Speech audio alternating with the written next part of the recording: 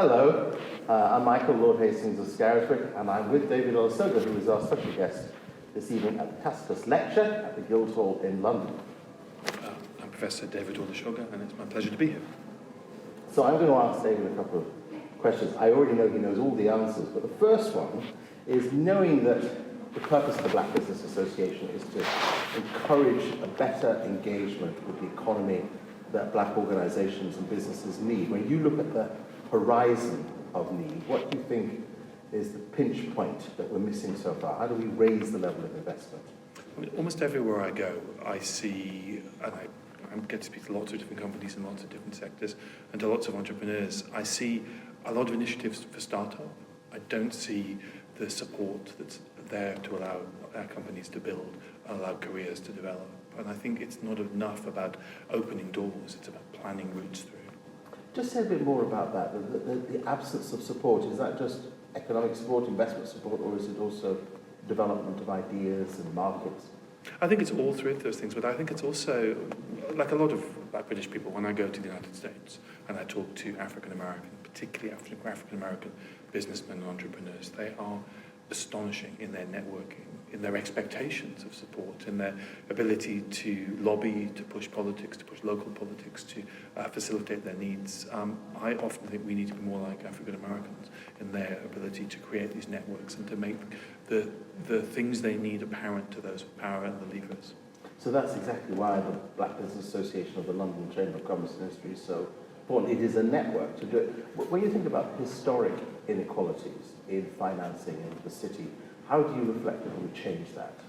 Well, if you think about the experiences of post-war Black migrants to Britain, this was a community that couldn't get housing that was not from slum landlords. These were people who couldn't be accepted as customers in businesses, in banks and shops.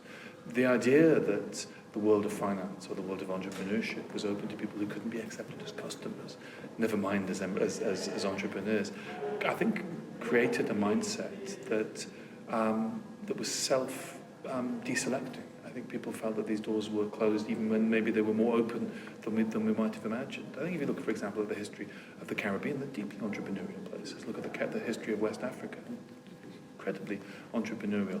That hasn't been translated as effectively as it could be in communities when they've come here to Britain. I think there's lots of historic reasons for that.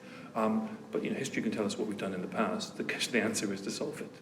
So when you think about the history of the city in particular and how the city itself has realised great resources for what you might call traditional businesses, maybe we said mainstream white businesses, what can we learn from that about how Black businesses need to operate?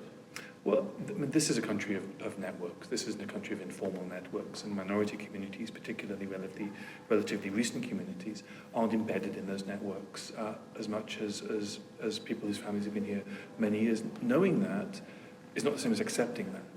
I think we need to create, as we're doing, as the purpose of this organisation, new networks that can plug into those old networks, saying that this is the way things have always been, or these are the systems of patronage that have existed for a long time. That's not good enough. We need to change them. And do you think that means literally changing the colour of those who make decisions in the city and in finance and in the institutions? I think that's an inevitable and necessary part of what needs to happen. In every sector I talk to, the big change that is needed is decision making. We're very good at getting young people of colour into various junior positions in various sectors.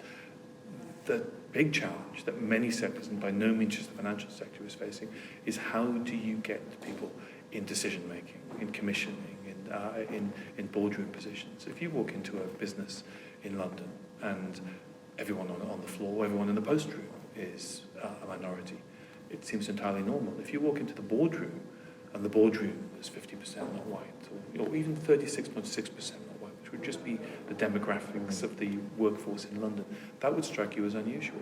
And all that would be an accurate reflection of the workforce of this city. And that kind of change is going to require decision makers in existing positions of authority to give way. It does, but it also requires people to feel that part of their work, part of their job, part of the legacy of their job is to be mentors, to be able to to leave behind succession plans that are diverse, that an end of someone's career, the retirement moment, is a moment to look at your achievements, and one of your achievements is having changed the dial on diversity and inclusion behind you. Now, we often in this country look to governments to be the epicenter and driver of change. And here in the city, it is possible to say the great traditional institutions of the city can be drivers of change. What would you lay upon them as their duty? Well, if any part of this country has a sort of independence historically from central government, it is the City of London and the corporation, which is, I think many people don't understand how unique and how in some ways separate it is from the constraints on many other institutions or parts of the country. I think with that extra power and leverage comes additional responsibility. The city is very proud of its traditions. Those traditions, I think, convey upon it a responsibility to use its power, to use its exceptionalism, to bring about more dramatic change. So I have to say, I talk to people in multiple sectors, and it often shocks people in the worlds I work in, publishing, universities, television, when I say there is more proactivism, more energy for change in the financial sector than there is in those liberal sectors. So no one's doing well enough. There's a huge amount to be done. Our institutions don't look like the background population, and I think there's an increasing sense that that needs to be addressed and addressed urgently. But I think it's, if I'm going to compare the liberal arts sectors to the fact of finance is doing better. Now, you're a storyteller, and we all know you for that, all of your broadcasting and writing. As you look forward to what is the story of Black Britain 2050? I'd like to think that that story is one that everyone appreciates, is shared. We're in a moment when some people feel threatened by the emergences of these histories connected to empire. They think that these histories are a threat to their history and their identity. Well, my history as someone whose ancestors came from Nigeria isn't a threat to your history, it is your history. Black history does not belong to any ethnic group. The history of the empire does not belong to any ethnic groups. These are our shared stories. And I'd like to think in 2015 that the generation who are at school now, who are going to be the most diverse generation this country has ever seen, will effortlessly and instinctively feel that these are shared histories that belong to all.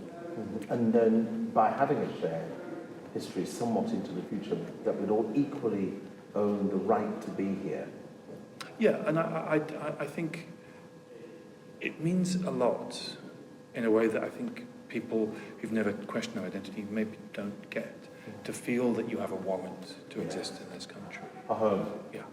It feels to me shocking and tragic that the 492 people, for example, who got off the Windrush in 1948 didn't know that there'd been Black Stuarts, and Black Tudors, and Black Edwardians, and Black Victorians, and they didn't realise that they were forming communities in cities where there had been earlier black communities. To be a Black Londoner and have just stepped off the Windrush, to have known about John Blank, yes, who was a Black Londoner in this city in 1511, yes, I think that would have really meant something. And I think that the job of historians is to provide people with those backstories, yes, that I think only people who've lacked them fully understand how valuable they can be. It's fascinating in what you say about the reality of that history, which is quite detailed. And if you try and tell the story to today's younger Black generation, they still, in some ways, want the protest of the curriculum never tells us anything about our history. But yet you've provided it. How do you find the reaction of different generations to what is known? Well, I think the generation that's at school and university now, we often call them the sort of Facebook generation or the Instagram generation. They're also the Wikipedia generation.